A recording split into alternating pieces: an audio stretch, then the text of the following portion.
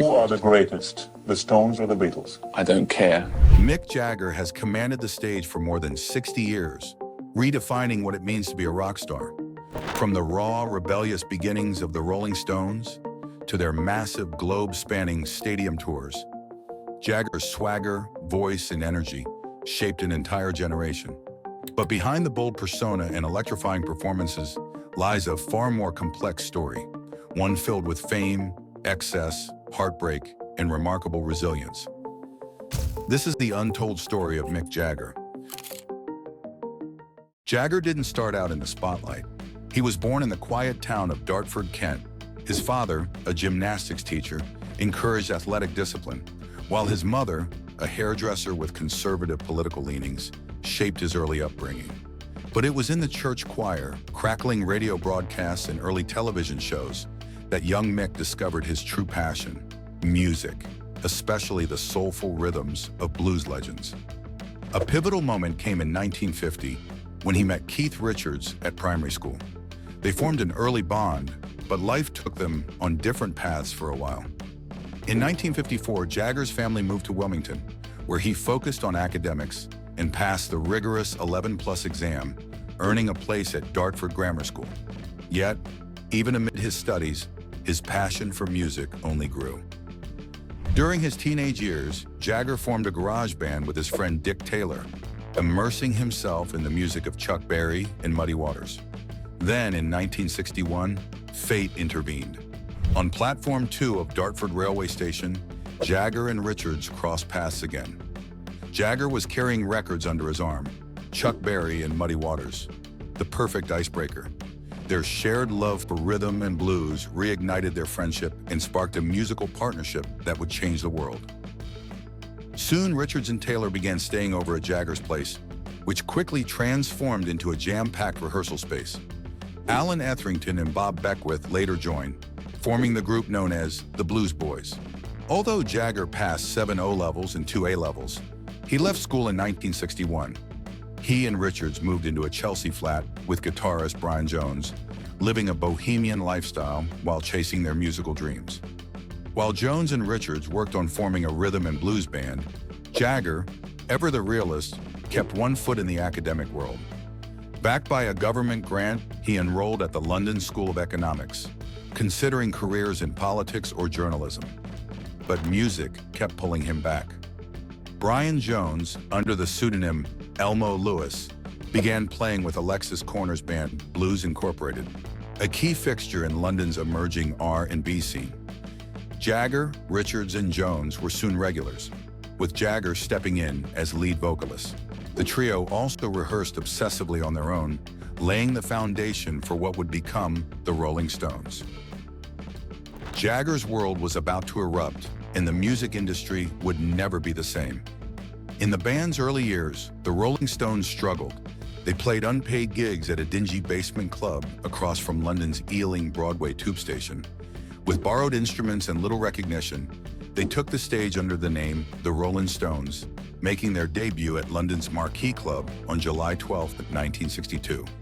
Soon after, they adopted their iconic name, The Rolling Stones. The lineup shifted early on. Jagger, Richards, Jones, pianist Ian Stewart, bassist Dick Taylor, and various drummers, including Tony Chapman and briefly Mick Avery. But in 1963, a pivotal moment came when they landed a residency at Eel Pie Island Hotel, which the BBC later credited as a breakthrough in their success. That same year, Jagger made a life-altering decision. He left the London School of Economics to pursue music full-time. The Stones initially found success by covering American rhythm and blues songs. Their first 2 UK #1 hits were covers, but the band soon began to forge their own voice. Their edgy style and open rejection of social norms drew criticism and controversy, particularly by 1967. That year, Jagger and his then-girlfriend Marianne Faithfull were swept up in a highly publicized drug bust at Richards' country home. Police found illicit substances, and both Jagger and Richards were charged. Though they were convicted, public outcry and media pressure led to their sentences being overturned on appeal. But legal troubles didn't end there. In 1969, Jagger was again arrested for drug possession after a raid on his London home.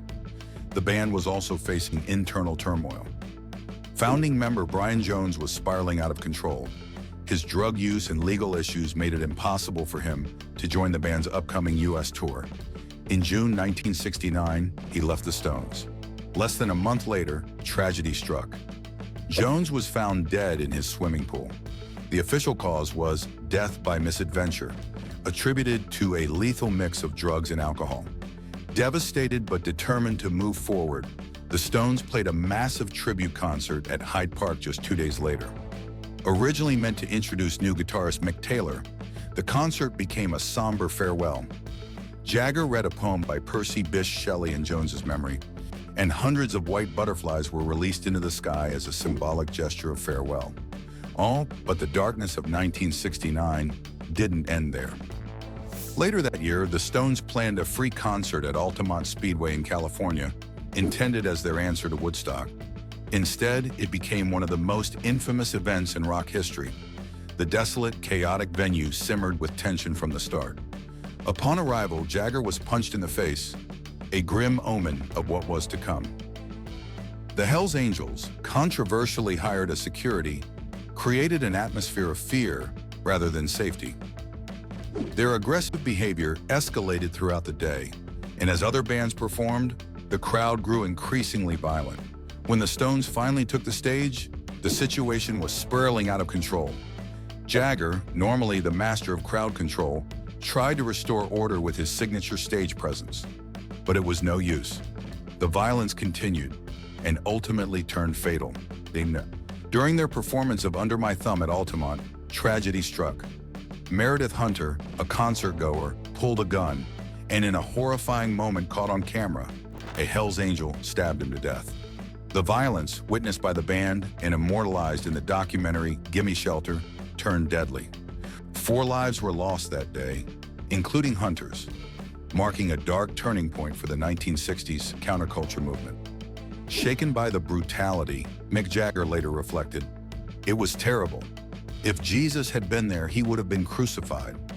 The Altamont incident marked the end of the era's innocence, casting a long shadow over the band's future.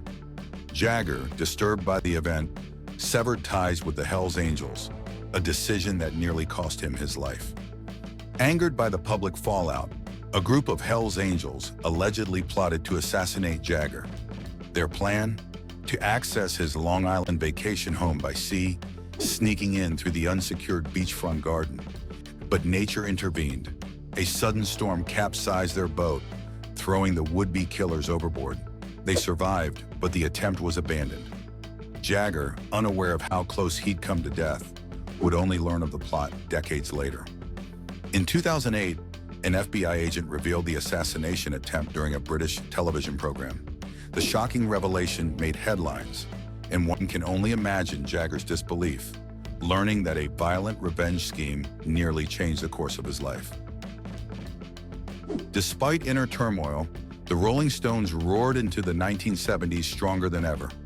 Albums like Sticky Fingers and the critically acclaimed Exile on Main St. cemented their status as rock royalty. Even when guitarist Mick Taylor departed in 1975, Ronnie Wood stepped in seamlessly. But behind the scenes, a rift had begun to form. Jagger's growing interest in a solo career clashed with Keith Richards' deepening drug issues.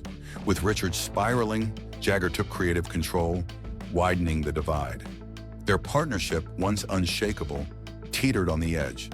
And by the mid-1980s, the feud exploded into the public eye. It looked like the end. But in 1988, against all odds, the band reunited. Their comeback was a triumph. Inducted into the Rock and Roll Hall of Fame in 1989, they dropped the Steel Wheels album, one of their biggest hits in years, and launched a massive world tour. A new generation of fans embraced them, and the accolades poured in. When longtime bassist Bill Wyman retired in 1992, many feared it was another blow. But Daryl Jones stepped in effortlessly, and the band's rhythm stayed intact.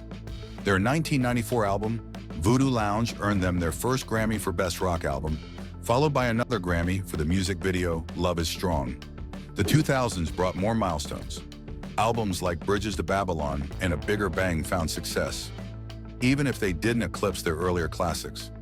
In 2006, they rocked the Super Bowl halftime show, pushing boundaries with Jagger's electrifying stage presence, despite heavy censorship. Then in 2016, history was made again. The Stones performed in Havana, Cuba, drawing over 500,000 fans in a country where their music had once been banned. The concert followed President Obama's historic visit and symbolized global change.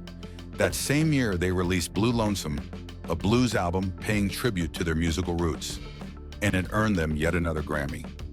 In 2019, Jagger underwent heart surgery, briefly postponing their tour. But it was clear, the Rolling Stones weren't slowing down. With unmatched stage energy and an undying legacy, they continued to defy time. Jagger's boundless energy wasn't limited to the Stones. In the mid-1980s, he launched a solo career while still fronting the band.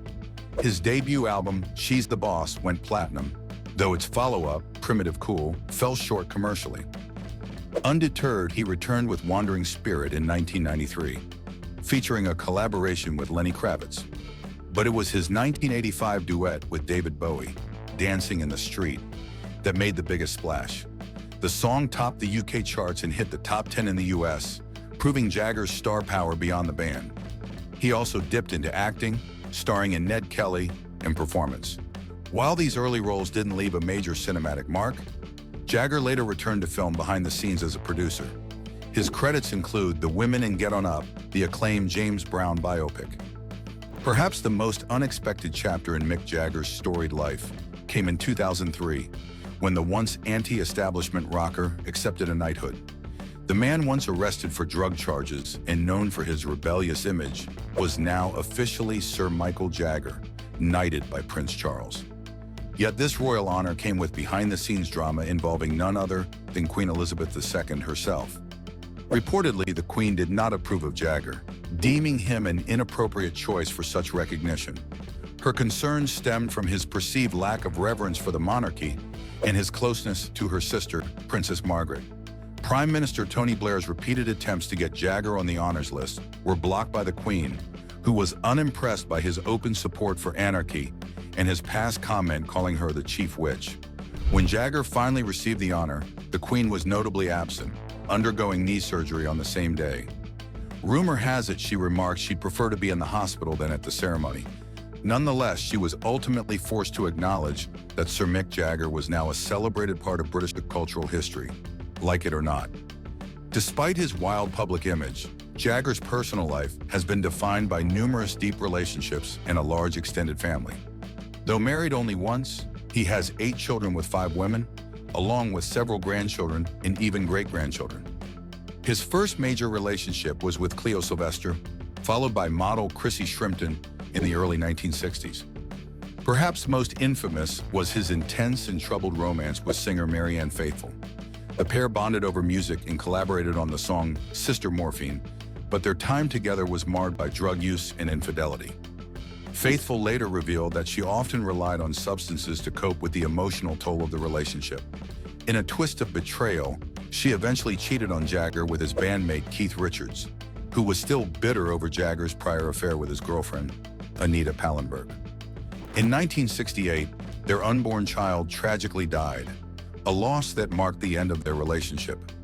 Faithfull later spoke candidly about her experiences, casting a stark light on Jagger's reputation. When Richards publicly insulted Jagger's manhood years later, Faithfull slyly responded, "Not quite, but nearly." In 1969, Jagger began a brief but consequential relationship with actress and model Marsha Hunt, resulting in the birth of his first child, Karis. Hunt is said to have inspired the classic Stones track, Brown Sugar. Shortly after, Jagger met Nicaraguan socialite Bianca Perez Mora Masayas. They married in 1971 and had a daughter, Jade. The union was short-lived, ending in 1978, amid Jagger's affair with model Bibby Buell, who at one point believed he was the father of her daughter, Liv Tyler. In 1977, Jagger entered a long-term relationship with model Jerry Hall. They had a private marriage ceremony in 1990 and 4 children, Elizabeth, James, Georgia May, and Gabriel. Despite their seemingly solid bond, Jagger's numerous affairs, particularly one with model Carla Bruni, eventually ended their relationship. Later, it was determined that his marriage to Hall was never legally valid. Jagger's longest and most stable relationship came in 2001 with fashion designer Loren Scott. For over a decade, Scott provided love and support, but in 2014, she tragically took her own life. Devastated, Jagger honored her memory by establishing a scholarship in her name at London's Central St. Martin's College, helping future designers pursue their dreams and preserving her legacy. In 2006, Jagger suffered a major personal loss when his father, Joe Jagger, passed away. Despite their contrasting worlds, Joe played a significant role in shaping his son's work ethic and musical ambitions, even financing his first band. Their bond was strong, so much so that they appeared together on a BBC program about sports. The news of Joe's death came just hours before a scheduled Rolling Stones concert in Las Vegas. In a show of extraordinary professionalism, Jagger performed that night, knowing his father would have wanted the show to go on. Fast forward to recent years, and Jagger's fiery spirit hasn't dimmed. At a Rolling Stones performance at the New Orleans Jazz Heritage Festival, Jagger used the moment to take a jab at Louisiana Governor Jeff Landry. "Isn't this a welcoming crowd?" he quipped. "I hope Mr. Landry enjoys the show. He's all about inclusivity, trying to drag us back to the Stone Age." Landry cheekily replied on Twitter with a nod to the classic Stones song, "You Can't Always Get What You Want," joking that Jagger might be the only one old enough to remember the actual Stone Age. The light-hearted exchange showed that Jagger is still unafraid to speak his mind. Now in his 80s, Mick Jagger is proving that age is just a number. Alongside Keith Richards and Ronnie Wood, he's back on the road for the Stones Tour 24. A recent Instagram video showed him shredding on guitar with youthful energy, gearing up for performances across North America. The tour kicks off in Houston, promising unforgettable nights filled with legendary music from a band and a frontman that refused to fade.